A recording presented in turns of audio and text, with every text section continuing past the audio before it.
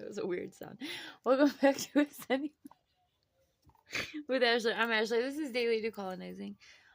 Today we're gonna talk about decolonizing from the idea of the self. The self. So this is kind of in line with like ego deaths and yeah, people who like center themselves, right? And like think that like every, shit like that. I feel like there's probably some Freudian shit, but remember, we hate Freud over here. Freud was very skewed in his shit, so. But still, let's see what. Hang on. Uh-oh, cats are going cry cry. The reason I think this is an important topic is because as you're on your spiritual journey and as you're, going through everything, sometimes you can accidentally take the wrong road and go a little to the ego route. And then all that work you did is like obsolete, right? Okay. The self is a person's sense of identity or who they are, the relationship between their knowledge, values, and being. The term self has had many different meanings across disciplines, including philosophy, psychology, and feminist theory. Interesting. All right, let's read what some of these people think. Carl Jung, I usually agree with a lot of the things. I align with Carl Jung a lot, especially way more than Freud, but he's still problematic. But anyway, the self develops gradually through a process of individuation that continues until late maturity. Alfred Adler said the self is the lifestyle of the individual and how they seek fulfillment. Karen Horney, God, that sucks. She's a Karen and she's I'm really sorry you have that name. The real self is made up of a person's unique capacity for growth and development. All of these people are white, just so you know. Karen doesn't even have a picture because she's a woman. Everyone else is a man. Gordon Allport. The self is the essence of the individual made up of a developing body sense, identity, self-estimate, and personal values. Oh, this is all so heavy in theory. It's gross. And Michael Fordham, the self develops through de-integration and reintegration throughout life, starting with infancy. I actually agree with Michael the most here. He's smoking a pipe, so we probably would have gotten along pretty well. Anyway, philosophy. The self is an individual being, knowledge, and values, the relationship between them. Psychology. The self is the sum of a person's attributes, including their physical, mental, and emotional traits. All right. Psychologists use the term in a variety of ways, including to describe the person as the target of appraisal or the source of agency. The only thing I can think of is this hand gesture with that. I'm so against psychology as a field. All right, feminist theory. Feminists argue that the self is a social, political, ethical, I'm going to have a hard time with this word. Epistemological. I'll have to look that up. And metaphysical issue. They have reconceptualized the self as a relational, dynamic individual and have criticized Western views of the self. I totally agree with that. And I think using that feminist theory is what we mean when we're talking about decolonizing from the self, right? Sense of self, especially in a capitalist society. Neoliberalism plays into this. Let me tell you guys a little bit about neoliberalism. Neoliberalism and the idea of self is what we need to decolonize from. Neoliberalism, let's look that up. All right, neoliberalism is the distinct from liberalism so far does not advocate. Oh my god. All right, what are 3 examples? What is the ideology and what are 3 examples? This ideology postulates, that word sounds gross, postulates that the reduction of state interventions in economic and social activities and the deregulation of labor and financial markets as well as commerce and investments, have liberated the enormous potential of capitalism to create an unprecedented era, of social well-being in the world. Huh? How could you even write that and mean it, right? Neoliberalism took uh public social, so neoliberalism was instituted by Reagan here in the United States and by Margaret Thatcher back in the 80s in the UK. And it the neo is new, right? The Latin stem of neo is new, and liberalism is, we know, and there's a lot more conversation about liberalism, but it's like this idea of liberalism before neoliberalism was very much about looking out for each other, social welfare.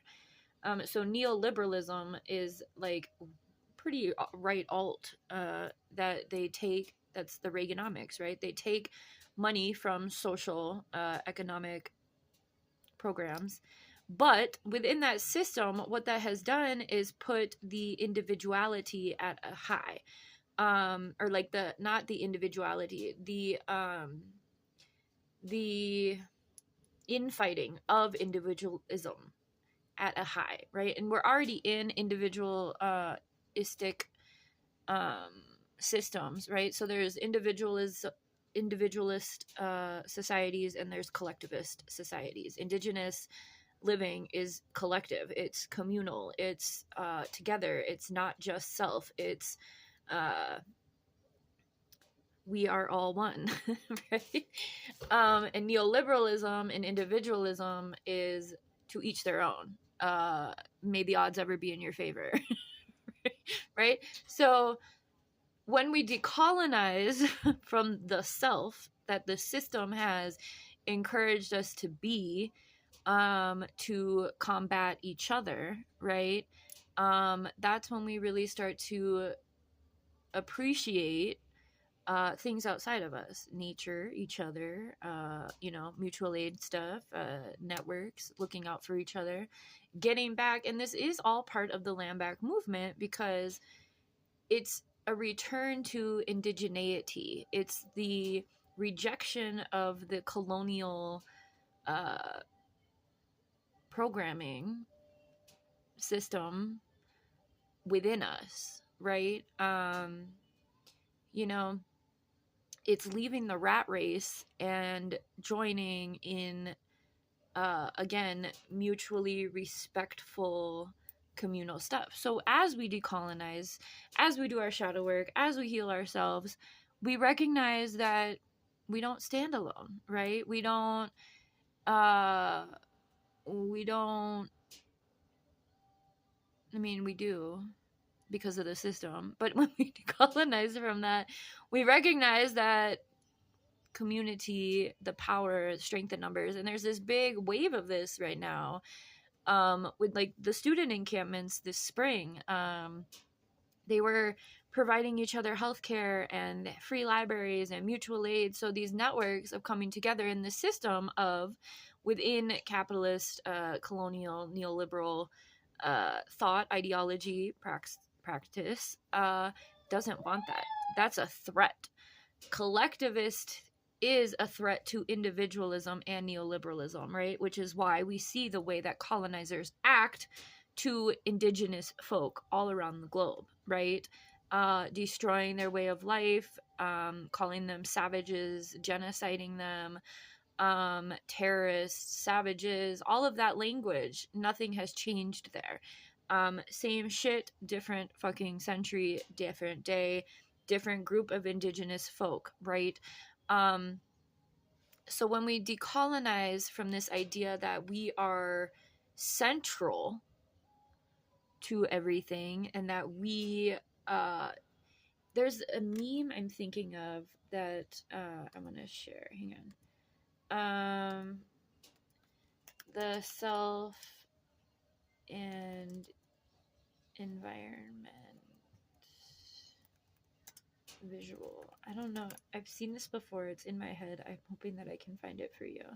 There's a visual, there's an image of like a human standing in the middle of like nature. Like there's like a human in the middle, so that's very human centric, right? I'm gonna run out of room time. So there's this isn't the here all be all. I just wanted to put this here and start this process for folk. Where is this? It's a okay, so it's a visual of, I'll just draw it for you. Hold on. It's this person in the middle of nature, which is a very you know, human-centric way to look at something. So that means that humans don't recognize themselves as part of nature. And then decolonizing from this sense of self.